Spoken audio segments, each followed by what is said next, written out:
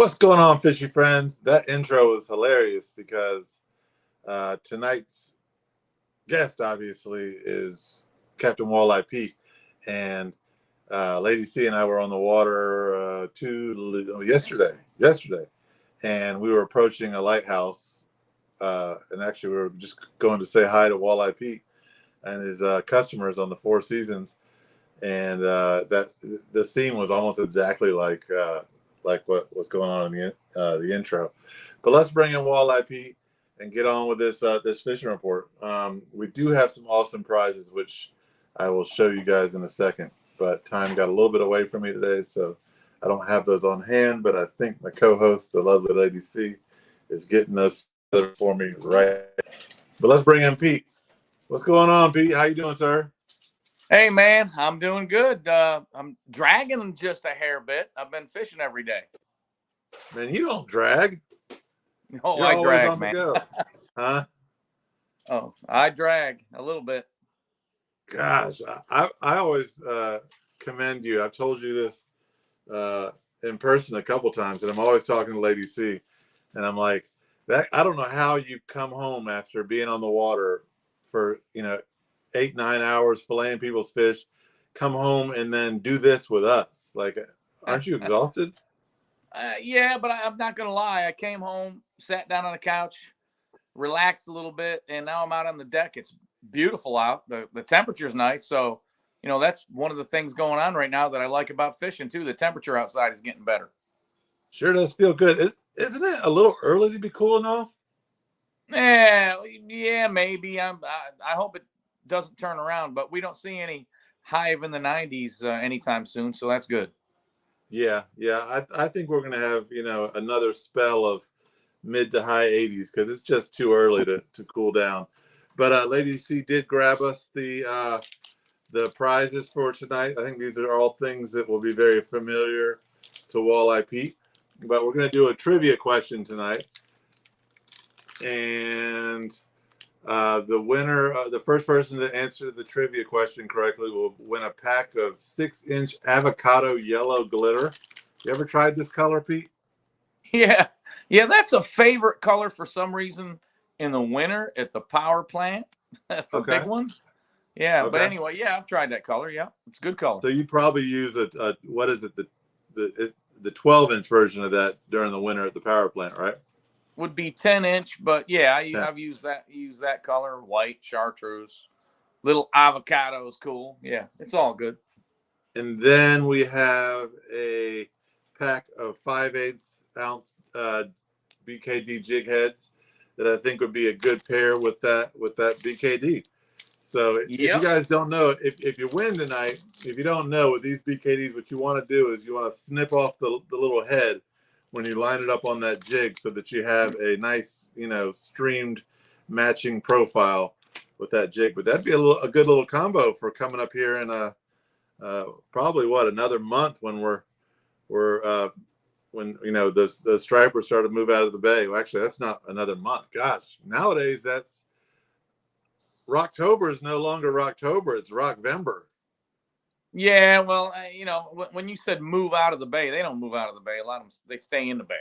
The migratory fish move in and out of the bay, but the striped bass, that are not huge, a lot of them stay in the bay the whole winter. Yeah. Yep. Do you have? Hang on just a second.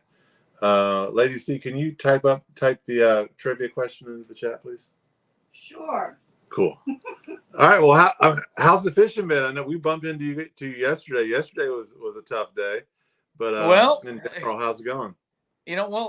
This time of year, traditionally, there's breaking fish up and down the bay, especially up the bay. Like, where I fish up to Poplar Island sometimes from Solomon's. And that's a good long run. But from Solomon's up to Poplar, typically this time of year, it's breaking fish big time. Not everywhere, but certainly in places. And when you move along a mile or so, get the binoculars up and look, you find fish. The last few days, it's been very difficult to find fish breaking. So I've only had very few groups of breaking fish. So I've been living on, what I depend on, and that's structure. I've been fishing structure, but the open bay is the place to be. the giant redfish bite that you see folks fishing on. If you see pictures on the internet, that's a wonderful thing. There's some big fish out there, but they're not that easy. The guys catching them relatively consistently are working really, really, really hard to catch them and spending hours. And I commend them all for that. Yeah, we were out there for what, maybe 5 hours the other night, and we ran a pretty long way. I mean, we came out of Solomon's, went to 76, and headed south to darn near the target ship, and when we saw pods of bait, as you said, no breaking fish. Yeah. But yeah, it is tough, and you have to have tech on your boat that I don't have. The trivia question for the night is, what is the southernmost region that the Fishing Channel streams a live fishing report? First answer to come in that is correct wins the BKD lure pack. But so Pete, you've been living on structure, and a lot of that structure is pretty shallow, isn't it? Yeah, I'm living on it in low light. If it's rainy, overcast, I can live on it all day.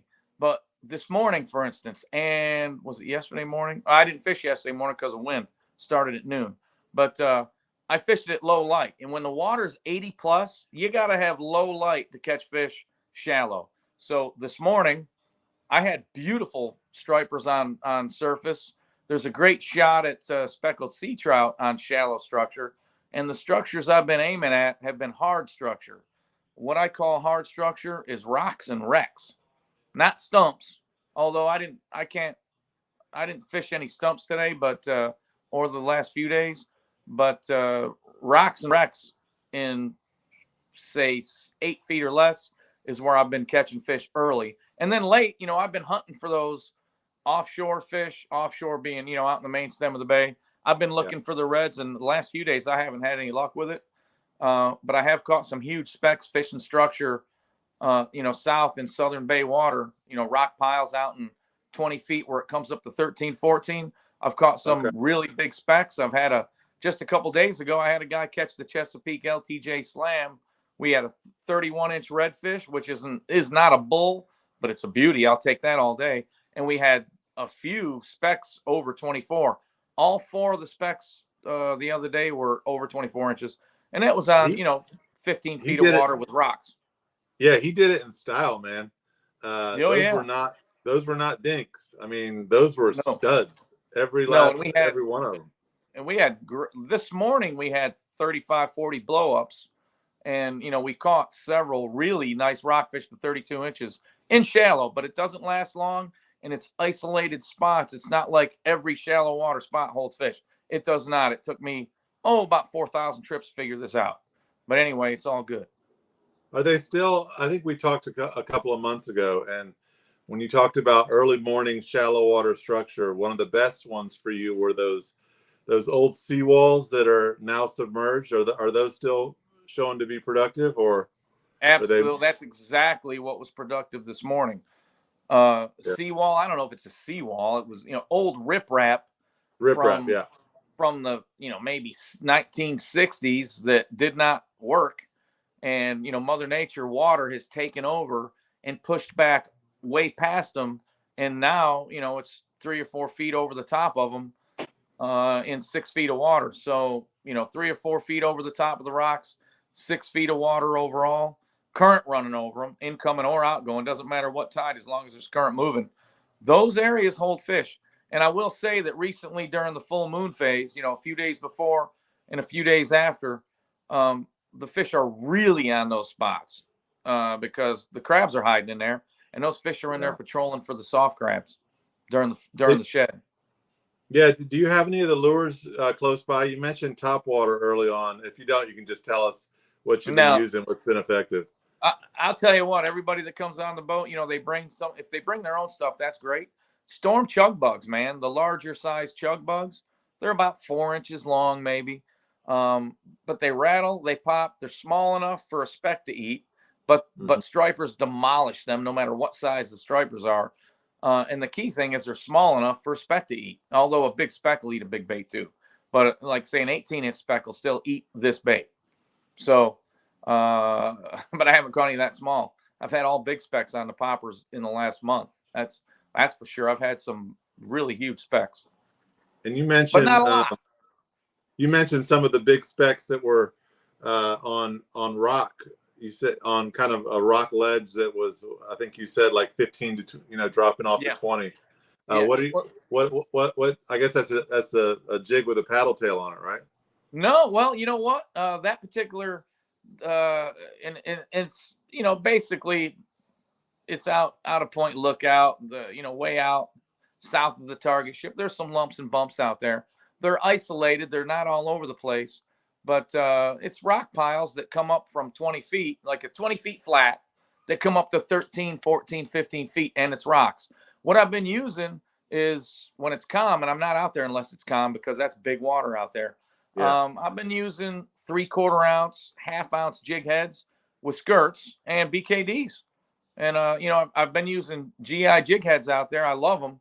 They're very pretty, and I don't like to use them if I'm going to lose them because they're beautiful and yeah, they don't grow on trees either. But man, are they very effective. So a Yeah. BKD on a skirted jig, especially a GI jig head, that's how we caught those big trout. What we would do was we sling it out there, click the bail as the lure hits the water, maintain a snug line, and then it'll settle in that 12 to 15 feet. You'll feel the tick of the bottom, and then you just start working the bait in.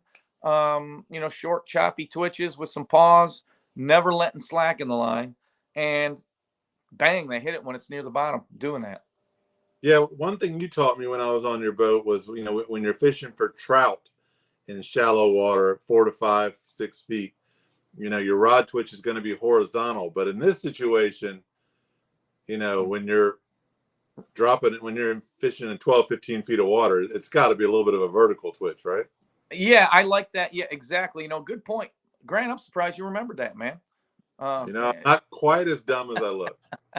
In shallow, I like the rod tip low, and I like to tease it along. And in deeper water, I like the rod tip up, and I like that sharp twitch with the rod tip up, and I'm working the bait back to the water laterally, from a long cast.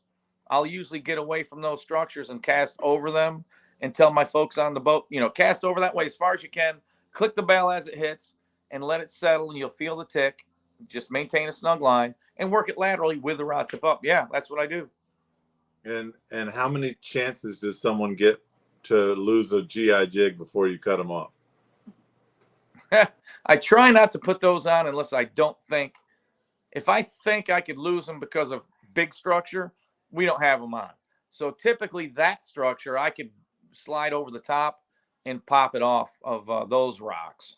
But yeah, those I don't want to lose. That's for sure. Well, But LJ asked when you were coming on tonight, so he might be watching. Just tell him just tell him you're a floating advertisement yeah, for him. yeah. Well, LJ, if you're watching, man, can I have a seed to the GI jig head tree? I want to plant one in my backyard so I can just pick them off as I need them. But anyway, no, they're great jig heads. Yeah, if you show up there early in the morning, he's actually in his backyard harvesting them off of a grove of GI jig trees.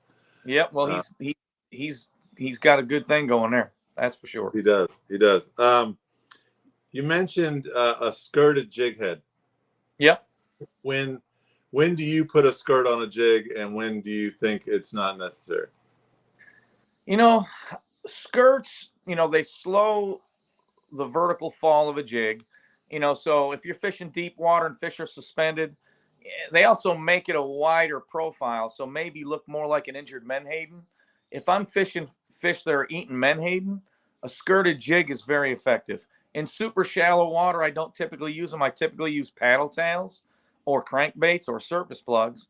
But if I'm using a BKD, a skirt is good anytime, but I typically don't use them in real shallow. So a little deeper water, if they're eating menhaden, or you know what? Here's the big thing. And I was at the CBBT fishing skirts, and oh my God, did they crush fish on the rocks of the islands with skirts, and then without skirts they did not. But you know what they were imitating? And when I caught those fish and filleted those fish, they were imitating mantis freaking shrimp. Mantis shrimp. I was gonna Those, guess, but I didn't want to cut you off. Yep. yeah, those things are monsters. Those mantis shrimp. I wouldn't eat one if I was a fish, but they eat those mantis shrimp, and a skirted jig looks like a mantis shrimp, man. I'm telling you. So Was it? Do you remember what the soft plastic was? Was it BKD? yeah, oh yeah, Yeah, absolutely BKD, 6-inch because I can BKD. imagine the way that tail Yeah, would go in the skirt. It yeah, would kind of look like yeah. a settling shrimp. Yeah. But that was the most extreme situation that I saw the fish would hit that skirt and and not hit one without a skirt. Another situation is the Honga River Bridge. The Honga River Bridge in October, there has been times when I've worked a skirted jig on the bottom there and it would get demolished, and where a regular jig without a skirt would not. And I don't know if it was mantis shrimp or if it looked better like a menhaden in there or what, but the skirts really work. So there's times when they really work great, and many times when they don't, but especially shallow when they don't.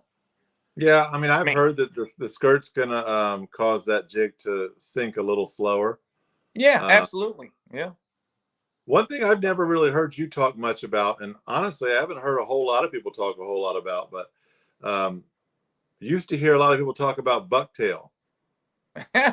Well, but hey, when I was walleye fishing, that's all I ever used. My dad and me used a black or a purple or a white bucktail all the time, maybe tipped with a little tiny piece of worm just for scent.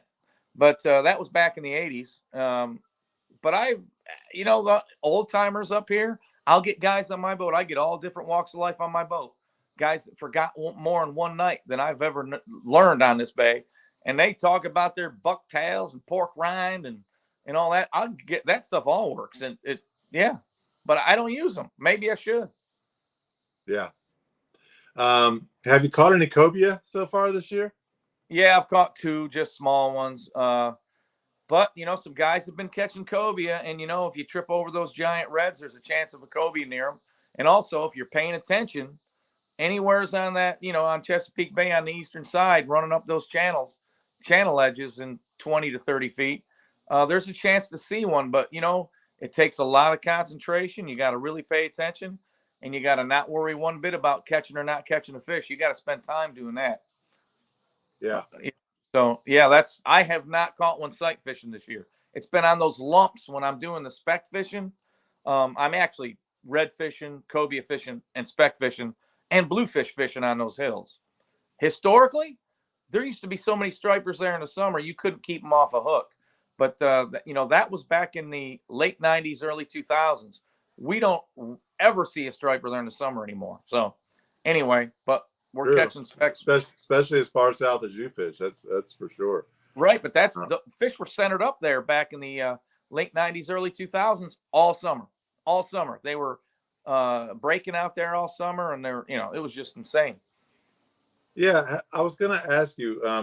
It was kind of mind blowing for me when I fished with you here on the bay for the first time, and it was actually Lady C's birthday, and we went over in July. It was hotter than heck out, and we Yep. were catching stripers in 4 feet of water, and I thought when the water got hot like that, the stripers would move deeper. Is that something that that you think is a newer development, maybe, or has it always been that way? Where in August, I mean, some of these fish, you think they'd be boiling. Like you talk about stripers not being tolerant to hot water, and they're in 4 feet of water in August when that water is 82 degrees. Like, is that new, or is that? Well, Grant, I got to give you I got to give you credit for asking some great questions. You know, a few years ago, I was going when there was no specks because they all died from cold shock. Yeah. A few years ago, for several years in a row, the biomass of striped bass, the schools or whatever, would roll up the bay, and they used to be centered up out of Point Lookout, then out of Solomons, then north of Solomons, and now north of the Bay Bridge and way up there. I used to have to go up there, but only over the last few years have I stayed at home in Solomons. and work those skinny waters. Back in the day, many years ago, I couldn't catch them shallow in hot water. So did I not You say fish hard enough? you could not. Was I not fishing the right structures back then? I don't know. But now, through a lot of experience, I'm catching fish shallow because of those structures that I've found. And you might be right. I mean, they weren't there. They're not there in mass, by the way. A lot of my structures where there might be 12 fish in the morning when I get there. In the fall and in the spring, there's 500 fish there. So there's less fish, but I will tell you they're bigger.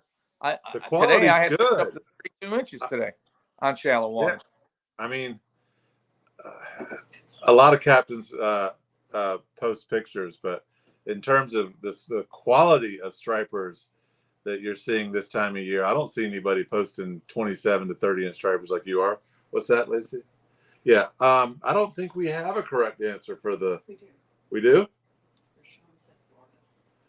Oh, we're gonna go with that. I think that's the best answer. Rashawn, if you're still on, can you be more specific?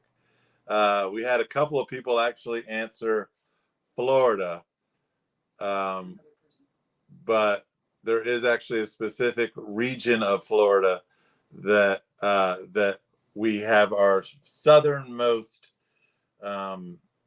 fishing report.